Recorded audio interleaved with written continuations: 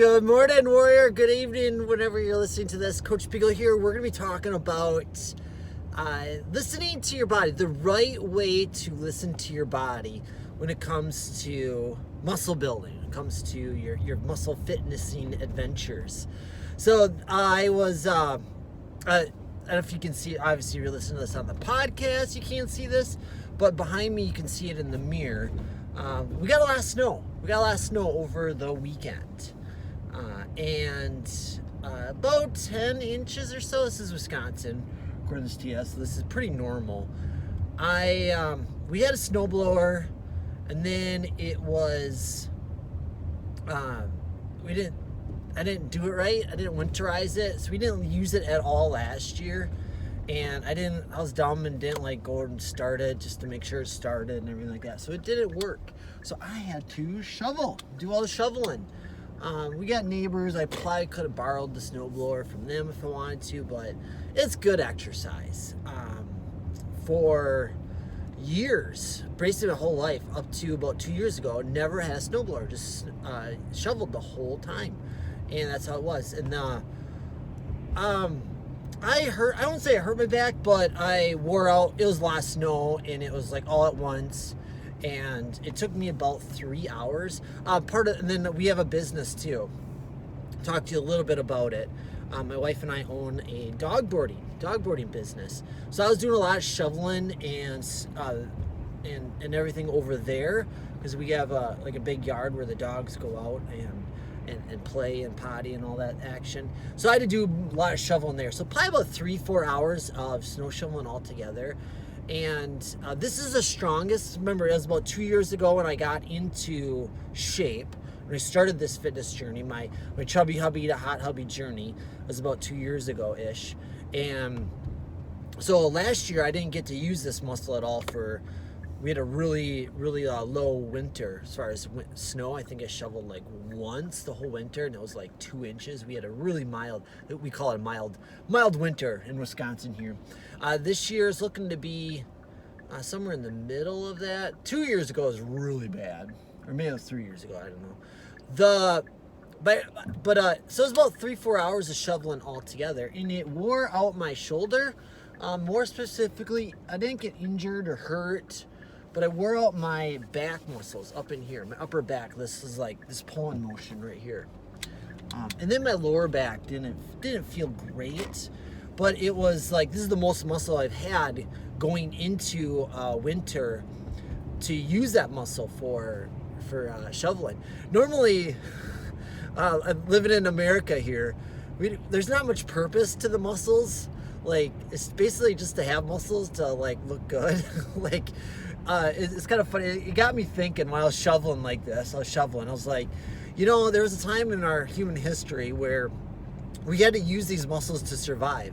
We didn't really go to the gym to work out to have muscles to look good and then have our honey attracted to us and elevate our marriage, which is kind of what I was going for, to take our marriage, take our love to the next level. I was feeling like a really, really crappy husband. I wasn't the best version of husband that I could be.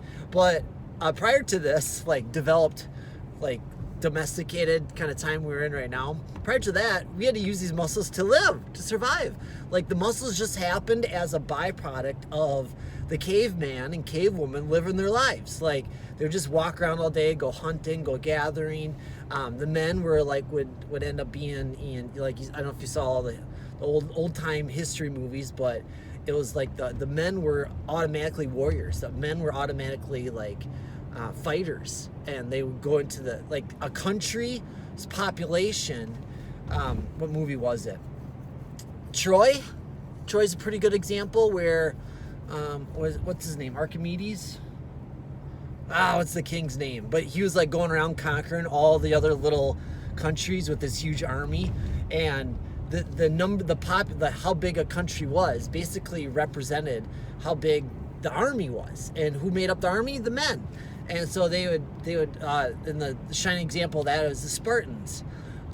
So it was, the muscles weren't really used for anything else but to live, to survive, to go out and fight in wars and everything like that. I remember there was this one story. I was in 6th or 7th grade. middle school, and it was a bunch of we read a bunch of these short stories, and it was a story of living. It was in America here prior to Columbus, 1492. Let's see, sailed the ocean blue, right? 1492, sailed the ocean blue. I can't talk today. Columbus. Prior to that, we had a whole bunch of tribes of Native Americans. Boom, boom, boom, boom, boom. Like hundreds of them, maybe thousands. I don't know. And living in Wisconsin here, we had a bunch of them. We had like Ojibwa, we had Chippewa, Menominee. We had a bunch of these little tribes. And I remember there's this story of this little short story just focused on one tribe, one warrior, and it was like this battle between this one warrior and somebody that was challenging this warrior king for the throne. And it was like this big battle, and whoever won this battle basically took the throne. Very similar to Game of Thrones. What season was that? Game of Thrones, it was like season 1 or 2, wasn't it? Where Daenerys love, Jason Momoa, he fought that one guy. Little Game of Thrones history here for you. A little sidetrack. Roads are busy today.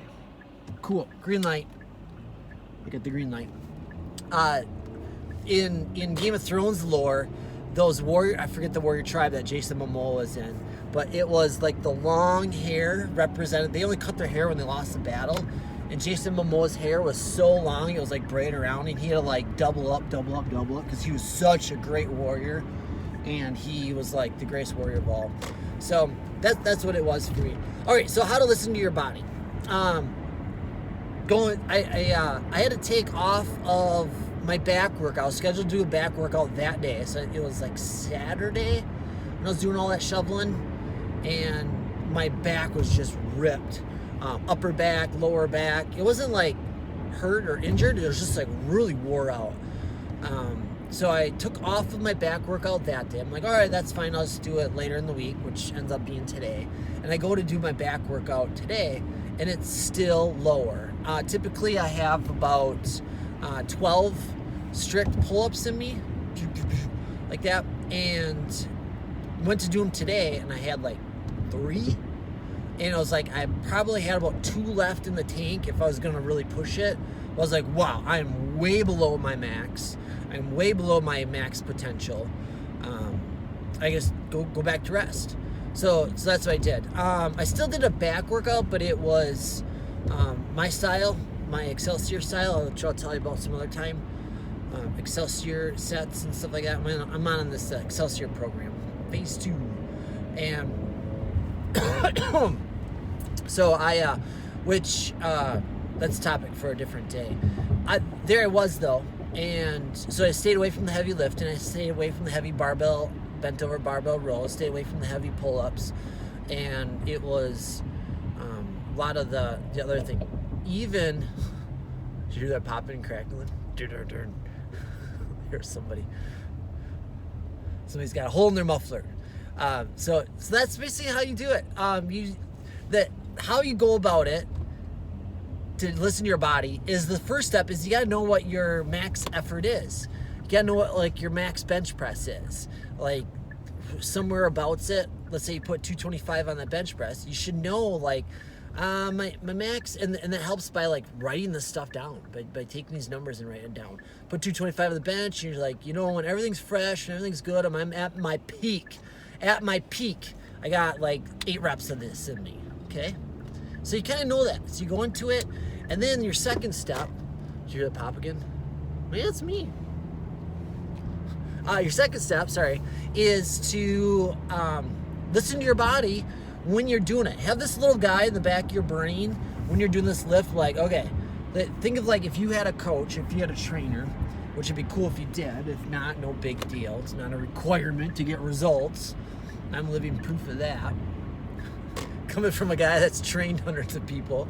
But if you had a trainer, you had a coach standing over you when you're doing that bench press, and in between each rep, after you get 2 or 3, he asks you, hey, how many did you left?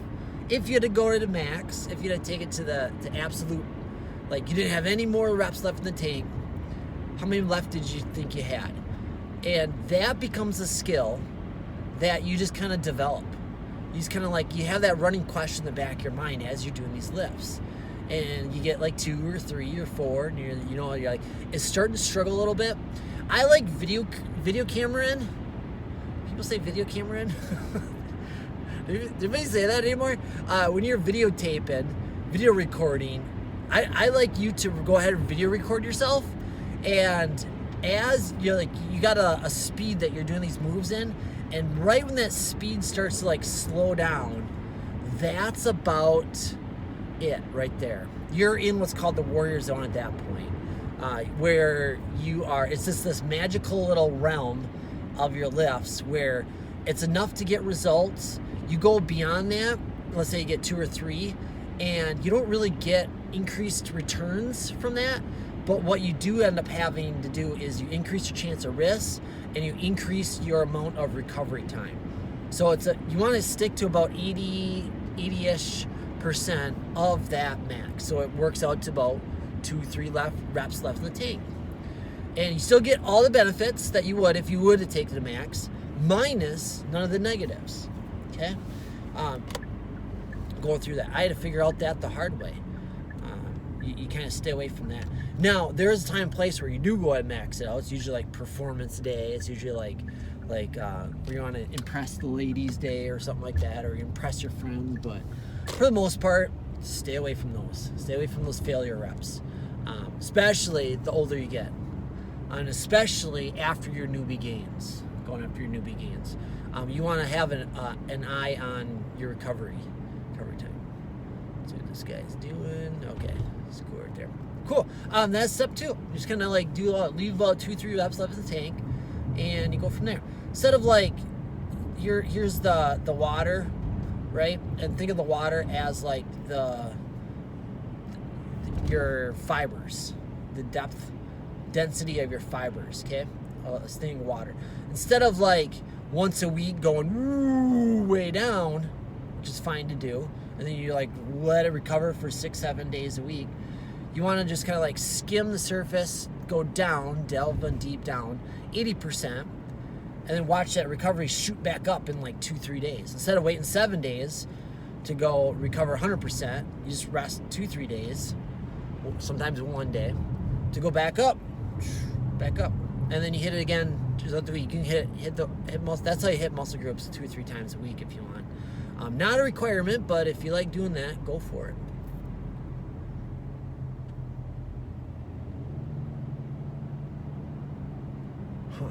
Cool. That's all I got for you today, Warrior. It's been awesome hanging with you. Hope that helps. You're awesome. You're amazing. I'm here for you on your journey, on your muscle building, weight loss journey. And we'll catch you later in the next one. Stay awesome. Keep at it. Remember, your awesome future awaits. Bye for now.